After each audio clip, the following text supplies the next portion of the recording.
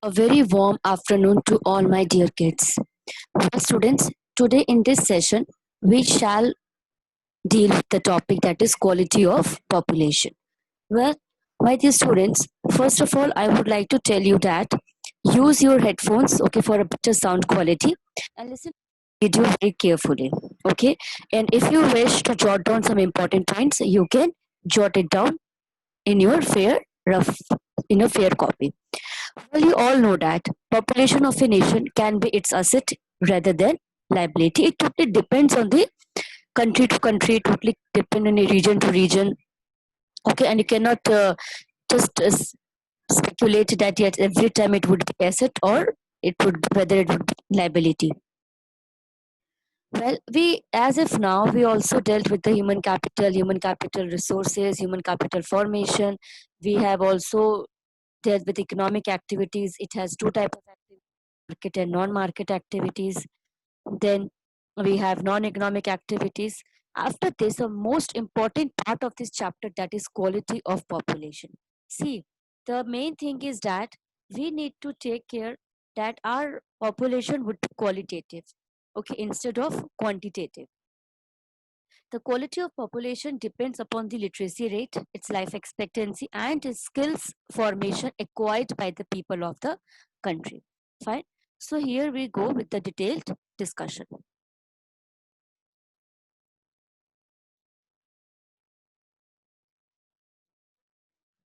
So as we know, as just now I told you that there are three parameters. Either you say parameters, you say dimensions, you say factors of your quality of population. That would be training, healthcare, and education. Let's have a look. See, the quality of the population ultimately decides the growth rate of the country. How? You will question that. It will decide the growth rate of the country. Because if you are educated, if you are medically fit, if you are trained, and if your skills are productive, it means that whatever work you do, you are going to get certain amount of that, okay, certain amount against that. Indirectly, you are contributing in economy. Your purchasing power would increase, okay. So but obvious that the growth rate of your life will increase, ultimately society, community, society, and then country. Literate and healthy population are an asset, no doubt, okay.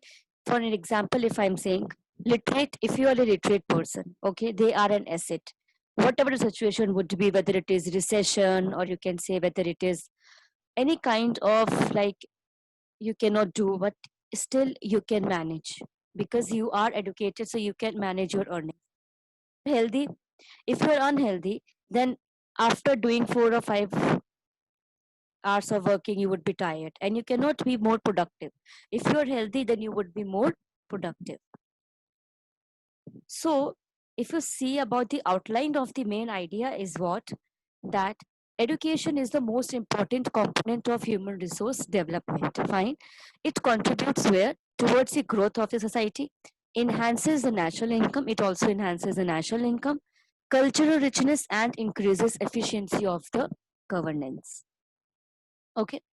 So if you and literacy, if you talk about literacy is uneven between males and females. We all already discussed about that thing. Males are more literate. It also varies with urban and rural areas. Urban population is more literate as compared to the rural population. So we have just divided it between males and females, urban and rural population. So just to combat this problem, okay, Sarva Siksha Abhiyan is a significant step taken by the government. Just once again, I'm repeating, Sarva Siksha Abhiyan is a significant step towards the providing elementary education. This is a step taken by the government. Now, what is the role of Sarv Siksha Abhiyan? Sarv Siksha Abhiyan is for elementary education. Once again, I'm telling it to you, it's for elementary education and for the children below the age of 14. Below the age of 14. Health is another very important component of human resource development. Efficiency of workers largely depends on their health. There has been considerable improvement in the country's health standard, but still, if we talk about Infant mortality rate is the death of the child under 1 year of age. Okay, India has built up a vast health infrastructure, but still much more is needed done. Okay, like if you are going to summarize this quality of population, I'll give you one example. Listen to my example very carefully. Suppose before education and before proper training, there is a person who is working in a factory. Okay, without any proper education and without any proper training, he is producing, suppose, 5 shirts and 100 rupees each. Okay, so his income would be 500 per shirt.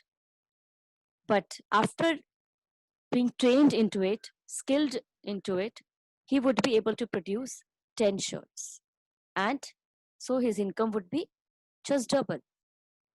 So it means that, and he is healthy also. So if you are if you are educated, if you are trained for any particular skills, your skills automatically will become productive, and your income will increase. Once your income will increase, your purchasing power will increase.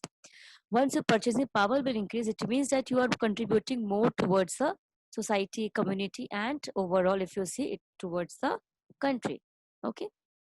So if talk about the see, it determines how capable the human resource of a country is ensure apt productivity, standard of a country, and social activities. Education, healthcare, and training make a population an asset, no doubt, to a country. So it is required that we need to invest in these three areas to make our country an asset instead of liability. And the other three factors to determine the quality of a nation's population. Uneducated, untrained, and unhealthy people are termed as nation's liability. Education helps unlock the doors of new aspirations and opportunities and allows having a good life. Education inculcates good values and helps find employment to let contribute to the national income. Health facilities affects the life expectancy, strength, and vitality of the people. On the job training enhances the skill of a labor force, and education facilities at primary, secondary, and higher levels. So people who are educated, healthy, possess stock of skills. They have a stock of skills and technical knowledge. That is the quality of population. So now, how can we improve quality of a population? What are different factors for which we can improve the quality of our population? Like besides these three factors, focus on exports. Yes, we should need to think about the exports. Reduce gold and petrol imports. Then you can say people should show real interest. See, what do you mean by the people should show real interest? Because if you yourself are not very much towards the improvement, nobody else in this world can improve it for you. Okay, so first you need to think about yourself, that in what way you can make your life better. And if you are going to think about making your life better, ultimately you are making country's life better. Okay, then law should be enforced equally. There shouldn't be any discrimination on the basis of caste, creed. Even if you talk about minimum wages, labor, small labors, shouldn't be any discrimination on any grounds. Okay, so my dear students, I hope that you like this video. Please listen to it very carefully and jot all important points which is required to understand this topic in your fair economics copy. And if you have still any doubt, you can contact us on our personal window. Till then, take care, stay safe, and stay healthy.